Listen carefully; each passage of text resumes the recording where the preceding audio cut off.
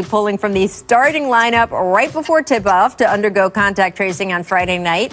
Then cleared to play, entered the game late in the first quarter.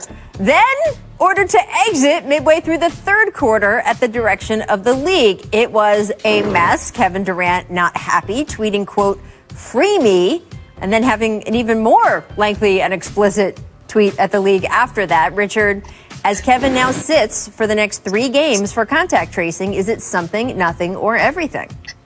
This is everything, and I'm going to explain to you why. Kevin Durant had a streak of most consecutive starts. It was like Patrick Ewing, Kevin Durant, Carmelo Anthony, and I'm not sure who the next person is. So he was on pace to have this amazing streak. You know, we talk about double digits and consecutive this. He was on pace to break Patrick Ewing's record for consecutive starts. So they pull him right before the game starts. Streak is over. Then they're like, all right, go out there and play. And they're like, no, you can't. So this is something, you know, it's all of this COVID stuff's going to get worked out. But the fact that his 1,000-game streak ended of consecutive starts, that was the part that I kind of feel bad for Kevin Durant. Yeah, this is absolutely everything. Just the way it went down, because originally he was stated to not play. Then he came, walked on the court, came off the bench, and like for the reasons Richard said. And then he's sitting out 3 games. And another thing, you're going to ask him to come play in the All-Star game that a lot of the stars aren't excited about. This is everything, Rachel. Hey, I don't know. Yeah, I mean, obviously a lot of frustration there that Kevin was venting. It was a rough weekend for that from stars around the league. And it is frustrating for guys when they feel like they're getting kind of yo-yoed back and forth. And I know that the league's health and safety people, I really do want to say, they have been faced with just a huge, tall task. And this stuff is hard. There's no precedent for it. They are trying in the end to keep everyone safe. I know from Kevin's side, since he has been open about the fact that he had COVID, he has tested for antibodies. So he sort of feels like, okay, well, why are you holding me out? There is a lot going on here. It is very, very difficult. And it's just one more thing that we hope can become a thing of the past soon enough as we go through getting people in this country vaccinated. All right, Paul Pierce and gentlemen, it is now time for a game of something, nothing, or everything. First up, the New York Knicks reached an agreement on a trade to acquire Pistons guard Derrick Rose for Dennis Smith Jr. and 2021 second-round draft pick to reunite Rose with coach Tom Thibodeau. Richard, is this something, nothing, or everything? I think it's something. You know, ultimately the Knicks are in a playoff push, and Dennis Smith Jr. was out of the rotation. So to get Derrick Rose, and we've seen the last couple of years, he still has something left in the tank. Is he, the starting guard? Is he this? Is he that? No, but is he a contributor? Does he understand Tom Thibodeau? Does Tom Thibodeau now have an ally that has played with him and his system that understands everything that he's doing? So I think this right here is a sign that the Knicks are trying to make a playoff push, and they believe that they can do it. Yeah, absolutely. I think it's something also, but what's encouraging to watch guys like Derrick Rose. He's at a point in his career he can say, trade me to a contender, and we haven't seen that since he's left Chicago. He had stops in Cleveland, Minnesota, Detroit, and now he's going back to New York. My hat's off to him. He hasn't been a ring chaser. He's comfortable under Coach Tibbs, and hopefully he can help the Knicks get to the playoffs. Yeah, I love this. I think it's going to be really fun to see them together again.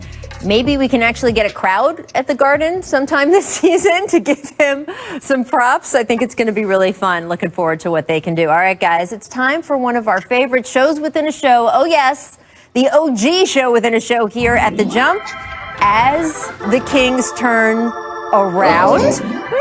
The Sacramento Kings beating the Clippers last night for their 4th straight victory.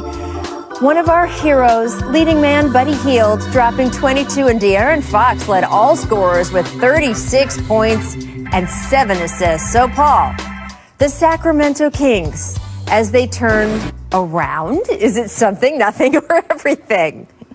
They have to take every little thing they can get out of a season, because this team hasn't been to the playoffs in so long, and this 4-game winning streak has been against quality opponents. So it's absolutely something they can build on, and hopefully it's something that can vault them into the playoffs this year. Yeah, I definitely believe this is something. Before the season started, I came out and tweeted that the Sacramento Kings have the worst starting lineup in basketball.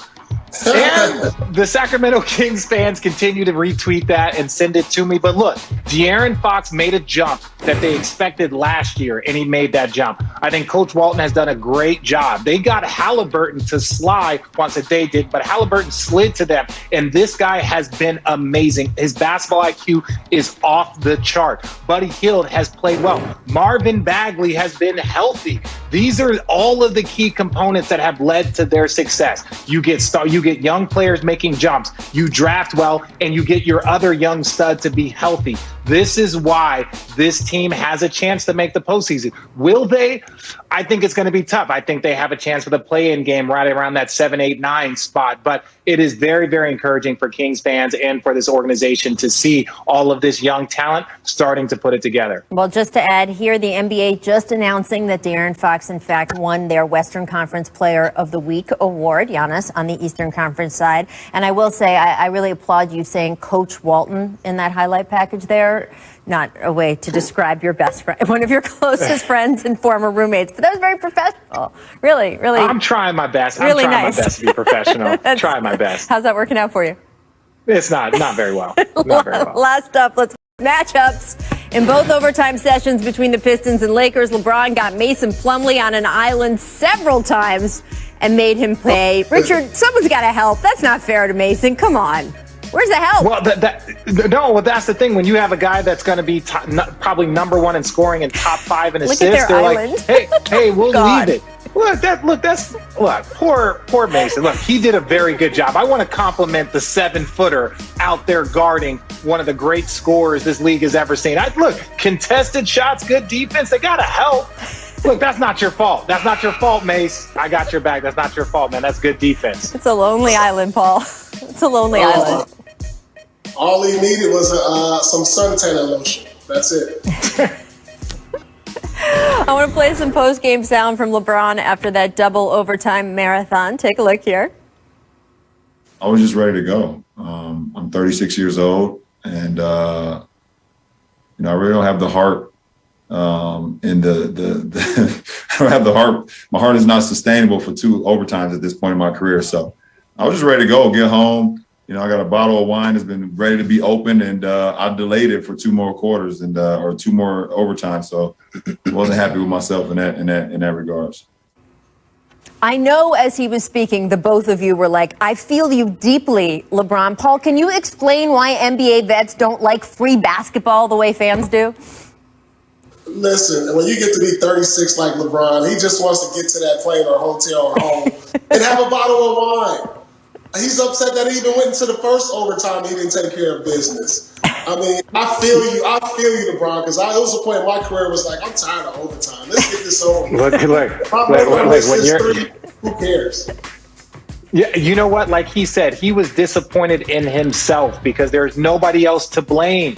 You got LeBron and AD sitting right there. They went into overtime with the Pistons. Now, mind you, the Pistons have like 4 or 5 wins, and it's against good teams. But ultimately, LeBron James should blame nobody other than LeBron James. It takes ISOs, one-on-one ISOs for you against Mason Plumlee at the end of a double overtime to seal the game. That is your fault. You're to blame. So you can have an extra glass of wine because you've earned it. All I know is I can always tell when NBA players turn that